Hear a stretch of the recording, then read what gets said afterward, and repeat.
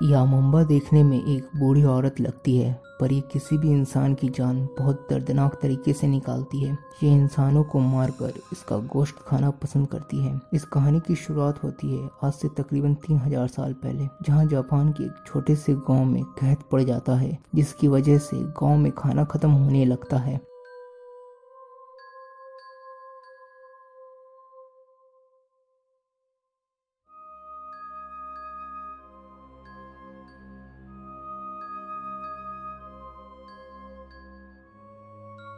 इसी गांव में एक बूढ़ी औरत अपने एक बेटे के साथ रहती थी, लेकिन भूख और कम खाने की वजह से उसके बेटे ने ये डिसाइड किया कि वो अपनी माँ को जंगल में छोड़ देगा ताकि वो कुछ खाना अपने लिए बचा सके। जब ये लड़का इस बूढ़ी औरत को जंगल में छोड़कर वापस आ जाता है तो ये बूढ़ी औरत अपने रहने के लिए जगह खोजने लगती है। तो तभी उसे एक केव मिल जाता है और फिर ये वहीं रहने लगती है। पर अकेलेपन और भूख ने इस बूढ़ी औरत को आदमखोर बना दिया था, क्योंकि ये बुढ़िया अपने खाने के लिए इंसानों को अपना शिकार बना रही थी।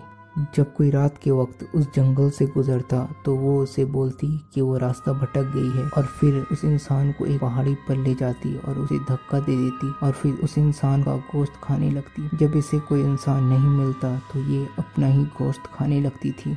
यामाम्बा के बारे में लोगों को तब पता चला जब एक बुद्धिस्ट प्रीस्ट ने गांव के लोगों को बताया कि एक बार वो जंगल के तूफान में फंस गया था। तभी उसे एक केव में एक रोशनी नजर आती है। जब वो रोशनी के पास जाता है तो वो देखता है कि ये घर यामाम्बा का होता है, पर यामाम्बा उस प्रीस्ट को अपने घर में रखती है और उसे खाना देती है, और उसे वो बुढ़िया बोलती है कि बोली के कुछ भी हो जाए पीछे वाली रूम में मत जाना। और फिर वो बुढ़िया लकड़ी जमा करने के लिए बाहर निकल जाती है, पर वो प्रिस्ट अपने आप को रोक ना सका उस रूम को देखने से। जब उसने उस रूम के दरवाजे के फटे हुए हिस्से से अंदर देखा तो वो देखकर डर जाता है, क्योंकि इस रूम में इंसानों की लाश थी। उसके बाद वो प्रिस्ट फौरन वहां से भाग जाता है और गांव वालों को बताता है कि उस जंगल में यामाम्बा का घर है, और इस तरह शाम के बाद कोई भी जंगल में नहीं जाता है।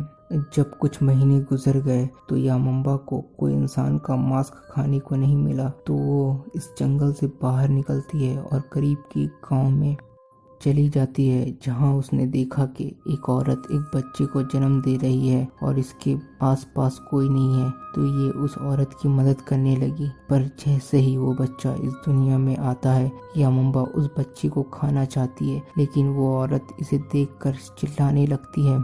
और फिर कुछ लोग आ जाते हैं और इसके बाद यामाम्बा वहां से भाग जाती है, और फिर कभी भी कोई इंसान गांव में यामाम्बा को नहीं देखता है और ना ही जंगल में। पर लोगों का कहना है कि वो जंगल में जंगली जानवरों को मारकर अब भी खाती है, और कभी कोई रात के वक्त जंगल के करीब पहाड़ी की तरफ चला जाता है तो वो उसे पकड़कर खा जाती है।